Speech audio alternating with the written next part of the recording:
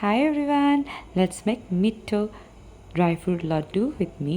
फर्स्टमा मैले लिएको छु ओखर, मसिनो काटेको नरिवल, पम्किन सीड र यो हो सेतो तिल र आलस, थोरै काजु लिएको छु, आल्मन्ड्स, डेट्स पनि लिएको छु मैले र यसलाई चाहिँ गुद भनिन्छ। यो हो किसमिस र लोकल बदाम। हामीले सबै कुरालाई सानो ग्यास पारेर फ्राई गर्नुपर्ने हुन्छ र मैले चाहिँ फर्स्टमा थोरै तिल र आलसलाई यसरी फ्राई गर्दैछु। एकछिन फ्राई गरिसकेपछि यसलाई निकाल्दिन्छु र अब म बदामलाई पनि फ्राई गर्दैछु। बदामलाई निकालिसकेपछि चाहिँ म थोरै नरिवललाई चाहिँ एकैछिन ड्राई रोस्ट गर्दैछु। यसलाई निकालिसकेपछि म अब थोरै घिउ राख्छु प्यानमा र बदामलाई फ्राई गर्दैछु। हामीले ड्राई फ्रुट्सहरूलाई चाहिँ घिउ राखेर फ्राई गर्दा एकदम मिठो हुन्छ।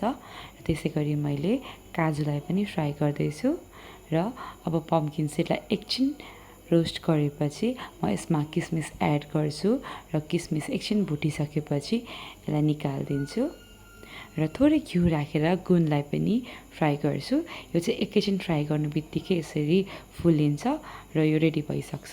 यसलाई प्लेटमा खनाउँदैछु र सबै ड्राई फ्रुट्सहरूलाई मसिनो मसिनो पिस काटेको छु मैले।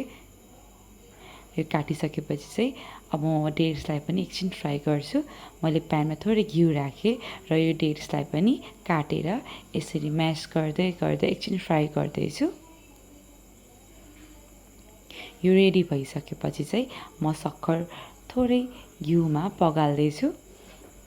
यो सक्खर पग्लिसकेपछि हामीले काटेको सबै ड्राई फ्रुट्सहरू चाहिँ यसमा पकाउनु पर्ने हुन्छ र यसलाई बिस्तारै चलाउँदै चलाउँदै सानो आँचमा पकाएपछि यो लड्डु चाहिँ गोलो बनाउनको लागि रेडी हुन्छ र हामीले बिस्तारै बिस्तारै यसलाई यसरी गोलो बनाउँदै रेडी गर्नुपर्ने हुन्छ। यो खाँदा चाहिँ एकदम मिठो र हेल्दी हुन्छ।